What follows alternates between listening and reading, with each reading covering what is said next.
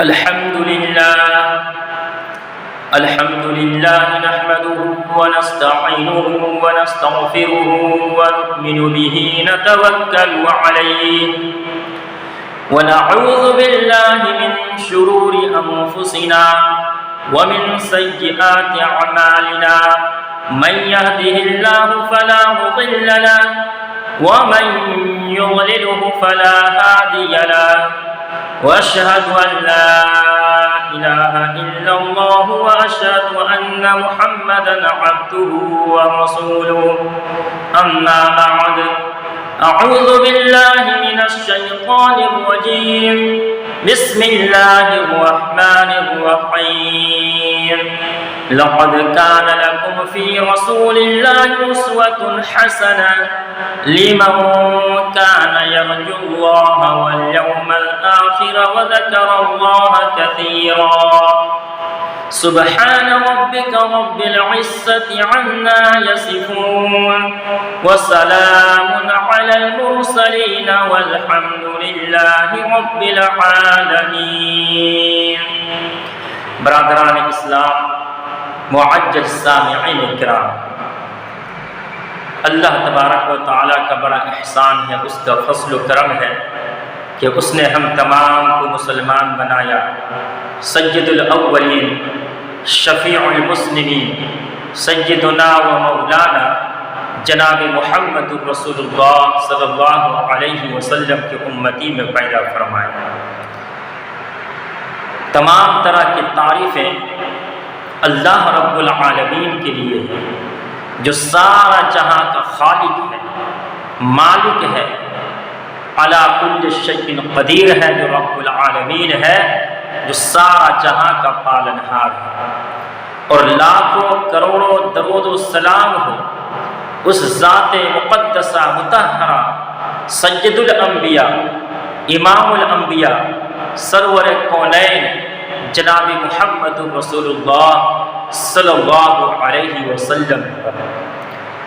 آج میں آپ حضرات کے سامنے سیرت مصطفیٰ صلی اللہ علیہ وسلم کے متعلق چند باتیں عرض کرنا چاہتا ہوں.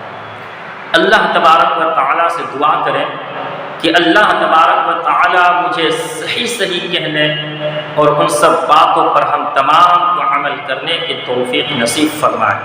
برادران اسلام، حضور نبی اکرم صلی اللہ علیہ وسلم کی ذات مبارکہ، اخلاق حسنہ و سیرت طیبہ کے اعتبار سے وہ منور آفتاب ہے جس کی ہر جھلک میں حسن خلق نظر آتا ہے.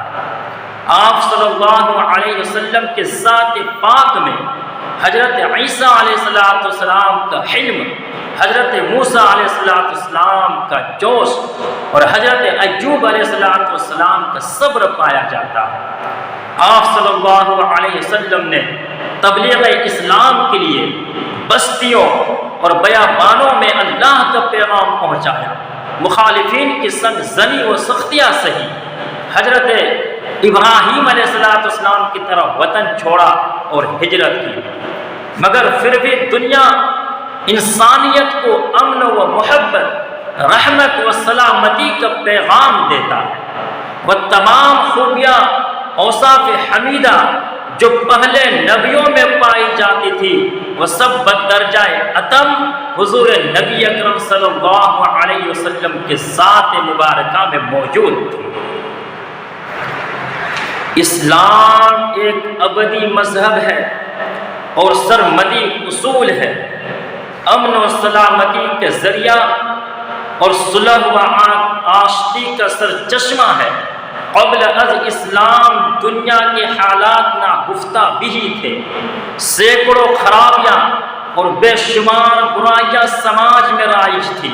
توحید کی جگہ شرک، خیر کی جگہ شر اور امن کی جگہ جنگ اور عدل و انصاف کی جگہ ظلم و استبداد نے جگہ لے لی تھی. عورت کی معاشرے میں کوئی تکریم نہیں تھی. بیٹی کو زندہ درکور کر دیا جاتا تھا.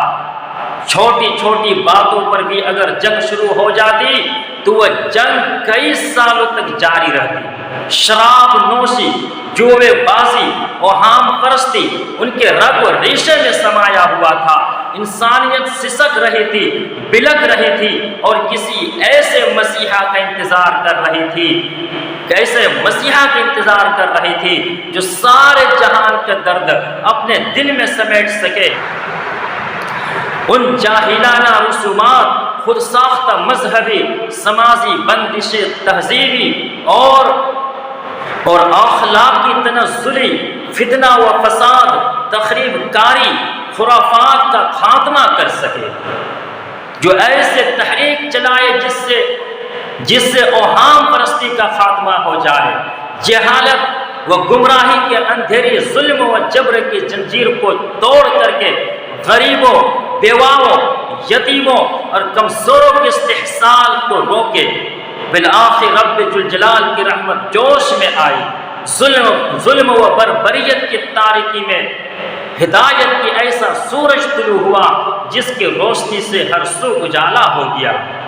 رسول خدا صلی اللہ علیہ وسلم کی ولادت کے ساتھ ہی ایسے معجزات رونما ہوئے جو اس امر کا پیش خیمہ تھے کہ وہ عہد آ چکا ہے جس میں فرسودہ نظام اور توہم پرستی کو کوئی گنجائش نہیں ہے، کیونکہ سند الاصفیاء، اشرف الانبیاء، احمد مجتبی عالم وجود میں رونق افروز ہو چکے ہیں، اور آپ صلی اللہ علیہ وسلم عرب کے سرزمین پر ایک نئی تہذیب اور الہی نظم و نسق کی بنیادی کو مضبوط کرنے والے تھے۔ لہذا ولادت کے پہلے ہی دین نظام جاہلیت کے کلیساؤں میں خطرات کی گھنٹیاں بجنے لگی۔ فارس کے آتش کدا جو آگ ہزاروں سال سے جل رہی تھی وہ بجھ گئی۔ ان واقعات کے رونما ہونے سے بڑے بڑے سوچنے پر مجبور ہو گئے کہ آخر کائنات کے نظام اچانک تبدیل کیسے ہو گیا؟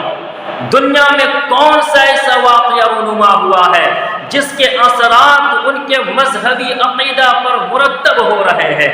الغرض 40 سال تک اس پر آشوب بدترین عہد میں رسول خدا صلی اللہ علیہ وسلم نے اپنی صداقت و دیانتداری کا لوہا منوایا، اور جب بازار اور جب کھاران کی چوٹیوں سے اعلان رسالت کیا تو عرب ہی نہیں بلکہ تمام عالم میں ایک عظیم انقلاب رونما ہوتا ہوا نظر آیا۔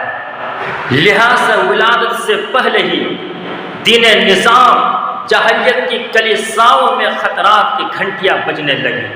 فارس کے آتش کدا میں جو ہزاروں سال سے آگ جل رہی تھی وہ بجھ گئی۔ ان واقعات کی رونما ہونے سے بڑے بڑے سوچنے پر مجبور ہو گئے کہ آخر کائنات کا نظام اچانک تبدیل کیسے ہو گیا؟ دنیا میں کون سا ایسا واقعہ رونما ہوا ہے جس کے اثرات سے ان کے مذہبی عقائد پر مرتب ہو رہے ہیں؟ الغرض 40 سال تک اس پر آشوب اور بدترین عہد میں رسول خدا صلی اللہ علیہ وسلم نے اپنی صداقت اور دیانتداری کا لوہا منوایا، اور جب فاران کی چوٹیوں سے اعلان رسالت کیا تو عرب میں ہی نہیں بلکہ تمام عالم میں ایک انقلاب رونما ہوتا ہوا نظر آ رہا تھا۔ وہ تہذیب اور قانون کی بلا دستی جو حضرت عیسیٰ علیہ السلام اور حضرت موسیٰ علیہ السلام کے بعد دم توڑ چکی تھی، رسول اللہ صلی اللہ علیہ وسلم کی آمد سے اس کو نئی زندگی مل گئی۔ یا صاحب الجمال و یا سید البصر، یا صاحب الجمال و یا سید البصر، من وجهک المنیر لقد نور القمر، کہ اے صاحب جمال کل، اے سرور بشر، روئے منیر سے تیرے روشن ہوا قمر۔ ممکن نہیں کہ تیری ثنا کی ہو حق ادا، ممکن نہیں کہ ہو تیری ثنا کا حق ادا، بعد از خدا بزرگ تو ہی قصہ مختصر۔